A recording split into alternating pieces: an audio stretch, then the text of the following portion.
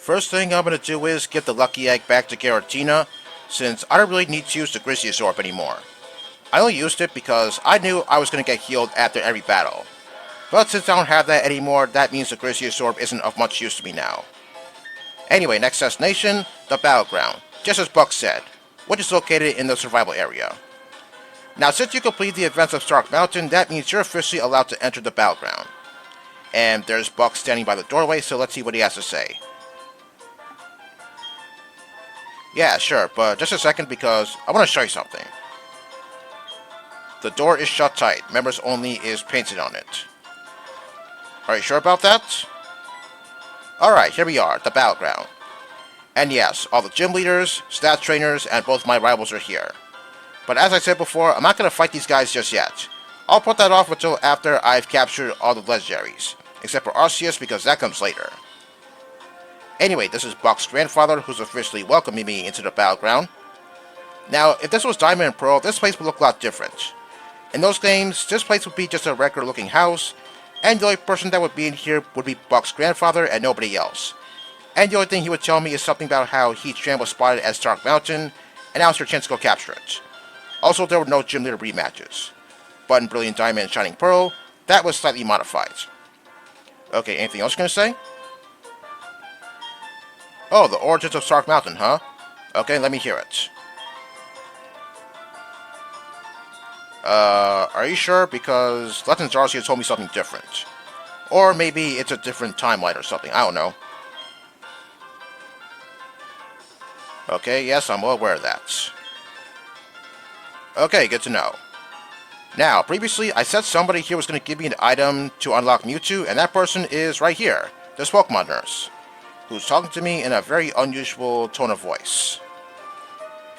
Well, anyway, she's going to give me an item that's exclusive to this game only, and it's called the Odd Invitation. And I have to go to the gate. What gate? Well, Orbrook Gate to be precise. Yep, this is a very unusual way for a Pokemon nurse to be speaking to me. Oh, okay, looks like it wasn't her speaking to me after all.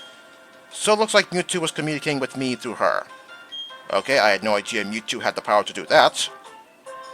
Well, if you want to heal, this is the person to talk to, obviously. Also, remember that gauntlet I was talking about some time ago?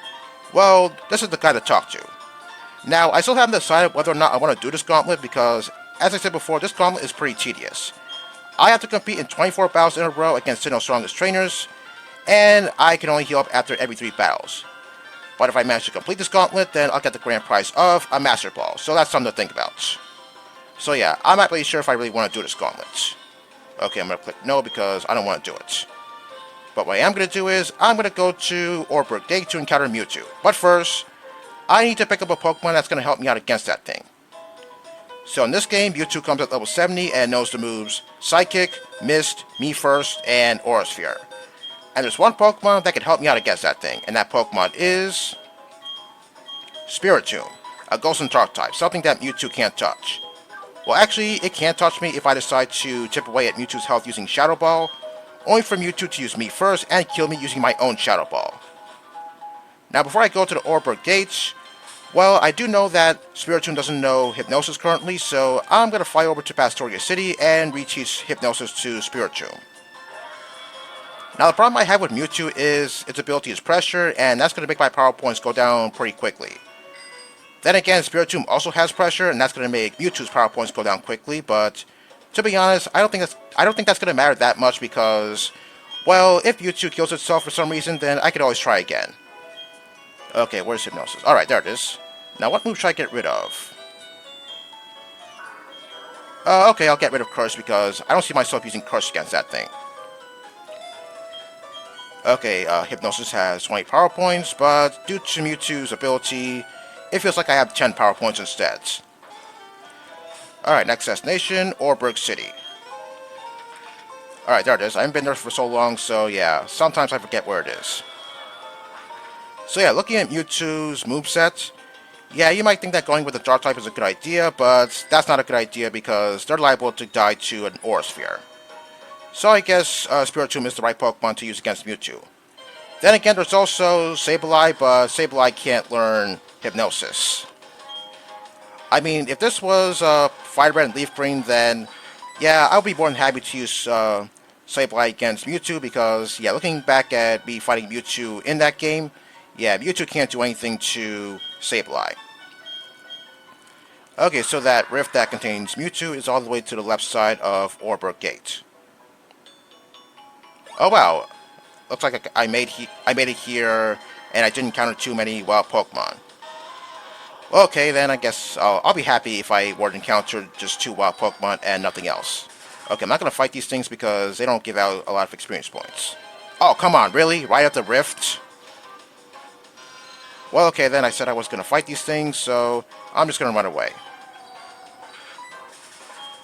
Alright, good. You can feel an overwhelming power from the other side. Yeah, sure. Okay, now the odd invitation is going to react. And now let's fight Mewtwo. Okay, I'm not really sure how many Ice Beams I need to use to put its HP in the red, so hopefully I can only use just 2. Anyway, there's not a whole lot Mewtwo can do to me, so yeah, I shouldn't be worried at all. Alright, how much is Ice Beam going to do to this thing?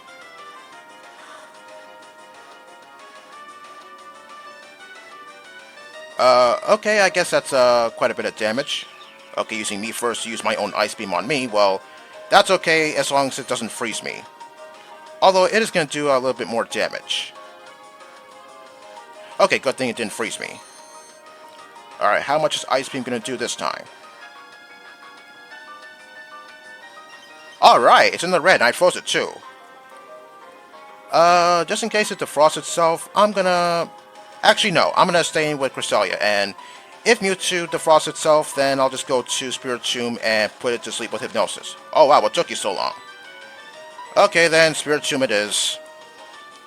Well, the good news is this thing can't touch Spiritomb at all, so yeah, I'm good to go. Yeah, I'm at a 40 level disadvantage, but it doesn't matter. Oh yeah, that's right, it can't use me first to steal my own Hypnosis and use it on me. Alright, good. Yeah, Hypnosis only has 60% accuracy, so yeah, it could miss occasionally. Okay, I already used 1 Dusk Ball, so let's continue throwing Dusk Balls until I capture this thing. Oh, come on, wakes up after 2 turns? I said before, I'll say it again. My luck with sleep is very, very sour.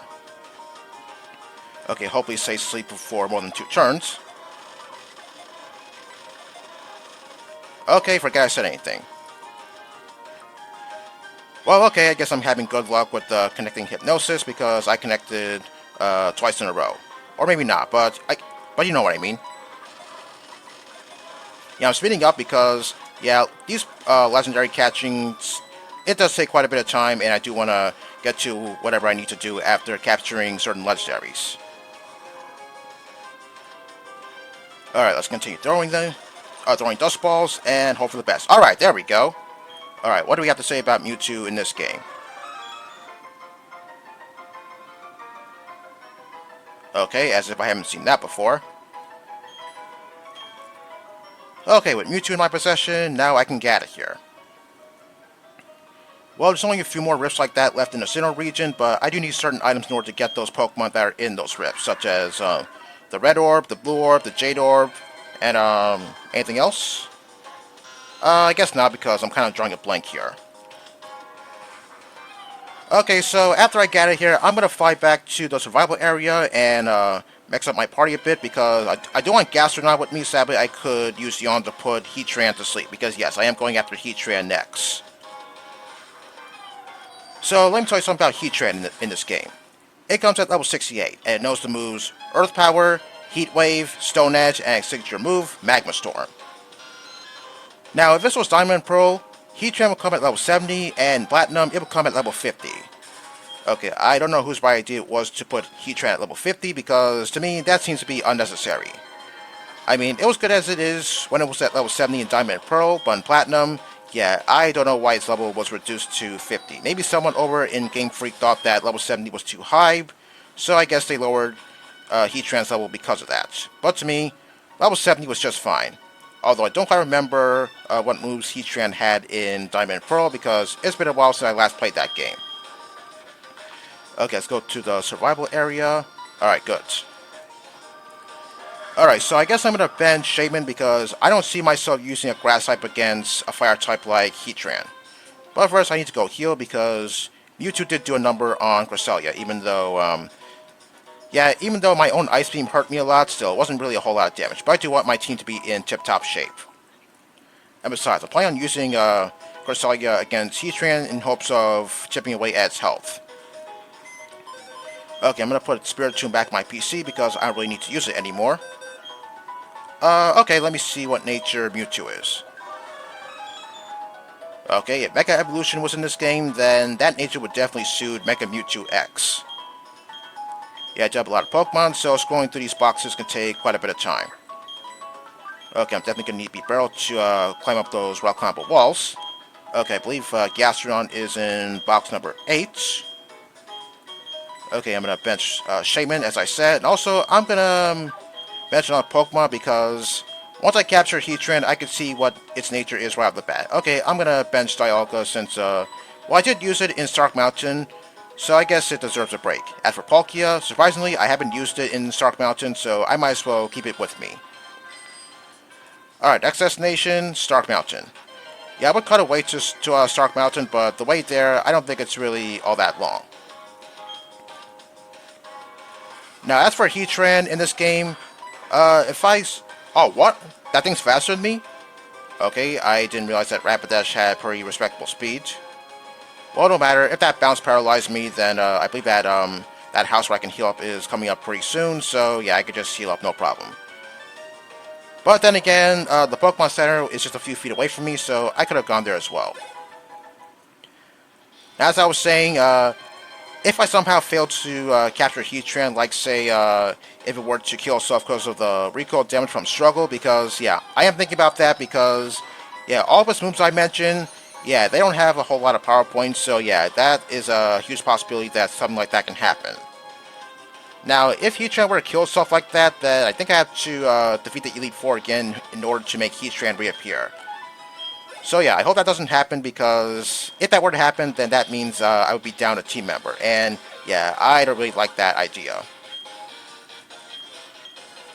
I believe back in Platinum, I think Heatran had Crunch as one of its moves, and I was kind of hoping that Heatran would have Crunch in this game as one of its moves when you encounter it here.